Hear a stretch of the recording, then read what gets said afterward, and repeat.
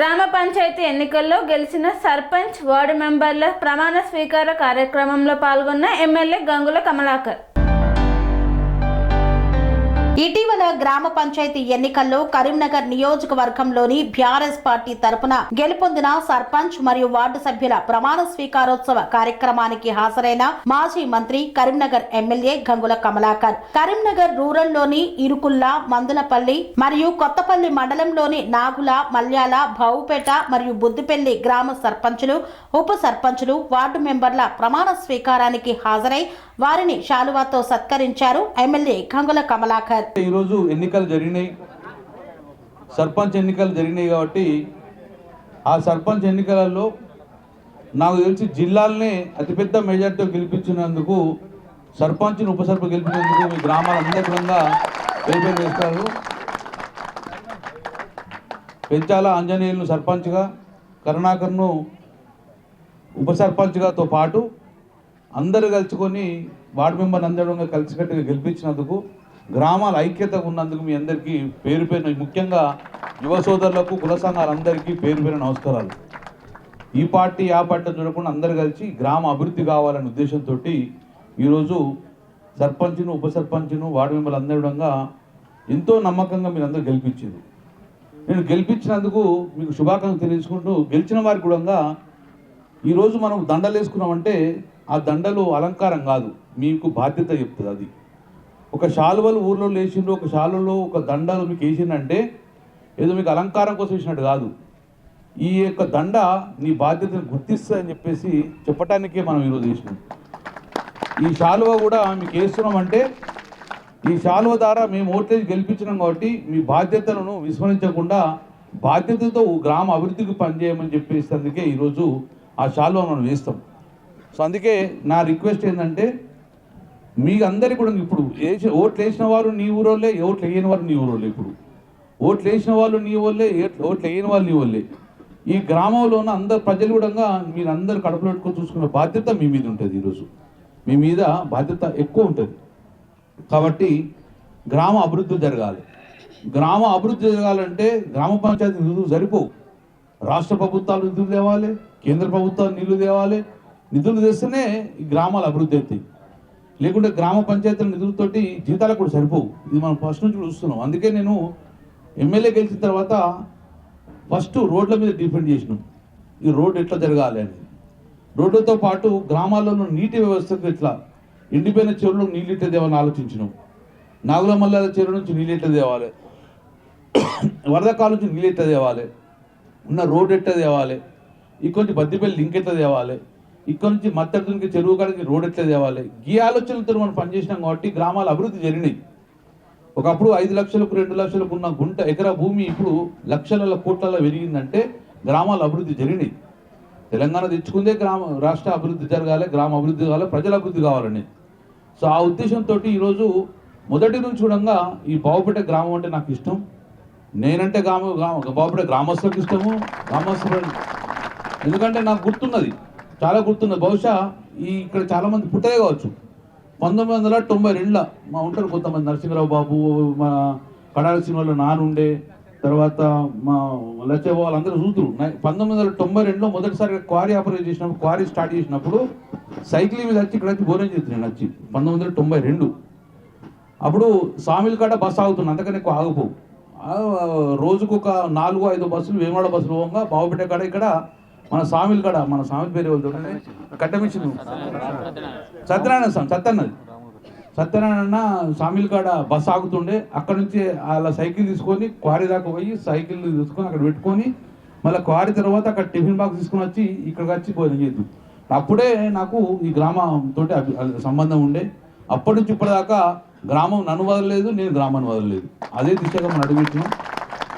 So ఇప్పుడు మనం రాజకీయాల్లో మాట్లాడద్దు, రాజకీయాలు మాట్లాడడం అవసరం లేదు. ఎందుకంటే ఇక్కడ అభివృద్ధి జరగాలి, అభివృద్ధి ఆగద్దు, అభివృద్ధి వెనుకపోవద్దు, అభివృద్ధి ముందుకు పోతుండాలి. ఇప్పుడు అన్నీ ఇక్కడ మన గ్రామం, ఇప్పుడు ఒకప్పుడు బావుపేట మన తెలంగాణ వాళ్ళు ఉండే, కానీ ఇప్పుడు అన్ని ప్రాంతాల వాళ్ళు వచ్చి ఇక్కడ మెదిలిండ్రు. తమిళనాడులో ఉన్నారు, బీహార్ వాళ్ళు ఉన్నారు, రాజస్థాన్లో, అందరినీ కడుపులో పెట్టుకుని చూసుకుంది బావుపేట. అందరినీ కడుపులో పెట్టుకొని కాపాడుకున్నది బావుపేట. ముఖ్యంగా ఇక్కడ ముఖ్య ఉద్దేశం ఏంటంటే బావుపేట అన్నది ఒక యూనిటీ ఉంటుంది, ఒక మూకుమ్మడి ఒకటే తాటి ఉంటారు. నేను మర్చిపోను, ఎన్నికలలో గంగుల కమలకు ఒకసారి గెలిచిండు, 2 సార్లు గెలిచిండు, 3 సార్లు గెలిచిండు, 4 సార్లు గెలవన్నా అని చెప్పి ప్రజలు కొంచెము ఇబ్బంది పడే పరిస్థితి ఉండగా బావుపేట కడుపులో పెట్టుకుని చూసుకుంది. ఇది ఒక 600-700 మెజార్టీ ఇచ్చింది, 850 మెజార్టీ నాకు ఇచ్చింది. అది మర్చిపోం కదా, ఎప్పుడు ఎందుకు మర్చిపోతాం, జీవితంలో మర్చిపోం కదా. అందుకే ఇప్పుడు ప్రభుత్వాలు మారినాయి, ఏ ప్రభుత్వం ఉన్నా ప్రజలకు పనిచేయాలి. కాంగ్రెస్ ఉన్నా, బీజేపీ ఉన్నా, టీఆర్ఎస్ ఉన్నా, ఏ ప్రభుత్వం ఉన్నా ప్రజలకు పనిచేసే ప్రభుత్వాలు ఉండాలి మనకు కావాల్సింది. సో డెఫినెట్గా ప్రజలకు పనిచేయాలని కోరుకుంటాం. ప్రజలకు పని చేయకపోతే ప్రజలతో ప్రజలకు పని చేయిస్తాం. ప్రభుత్వాలతో 2 సంవత్సరాలు అవకాశం ఇచ్చినాం. సో ఈ అభివృద్ధి కొనసాగాలి. ఇంకా కొన్ని రోడ్లు ఆగిపోయినాయి, మార్కెట్ నుంచి రోడ్ ఉన్నది, మార్కెట్ రోడ్ ఉన్నది, మార్కెట్లో బిల్డింగ్ ఉన్నది, ఇవన్నీ మనం శాంక్షన్ చేసుకున్నాం. కొన్ని అనివార్యంగా ఆగిపోయినాయి. మనం ఇక్కడ నుంచి కట్ట మీద రోడ్డు ఉన్నది, అది కూడా శాంక్షన్ చేసుకున్నాము, అది డాంబర్ వేయాలి. కొన్ని బ్యాంకు పక్క రోడ్డు ఉంది, తమిళకాల నుంచి రోడ్డు ఉంది, ఆ ఒక్క రోడ్డు శాంక్షన్ చేసుకున్నాం. అంటే మనం చెప్పాలంటే కోట్ల తీసుకొచ్చినప్పుడు ఈ ఊరు రోడ్డు కావాలంటే కోట్ల తీసుకొచ్చి పెట్టినాం. సరే కొన్ని పనులు అవుతుంది, కొన్ని ఆ పనులు శాంక్షన్ అవుతాయి, ఎటు పోయి వెళ్ళకపోతే రేపు అవుతాయి, కానీ పనులు చేయించుకుంటాం తప్పక. సో అందుకే నేను ఒకటి మీ అందరికీ, మా గ్రామ పెద్దలకు, గ్రామస్తులకు అందరికీ కూడా మీకు పేరు నమస్కారం చేస్తున్నాను. గంగుల కమలాకర్ అనే వ్యక్తి ఏ రోజు కూడా జీవితంగా ఉన్నంతసేపు ఈ ఊరు మర్మం, ఈ ఊరు కాదు, ఈ మండలాన్ని మర్మం. ఎట్టి పరిస్థితుల్లో అభివృద్ధి చేస్తూనే ఉంటాము. మనం ముఖ్యంగా ఇంకా కొన్ని చిన్న పనులు ఉన్నాయి. మనము ఆడది గుర్తున్నది, నాకు ఆడది గుర్తున్నది, అయ్యో బావుపేట గ్రామంలో చెరువు నీళ్లు రావట కదా, నవలమల్ల చెరువు నీళ్లు రావట కదా, వరదకాలు పెట్టి మొత్తం ఎండిపోతుందట కదా, ఈ రైతులు ఏం కావాలని ఆలోచించినప్పుడు క్వారీలన్నీ నిండిపోతాయి అంటే క్వారీలతో అన్నారు.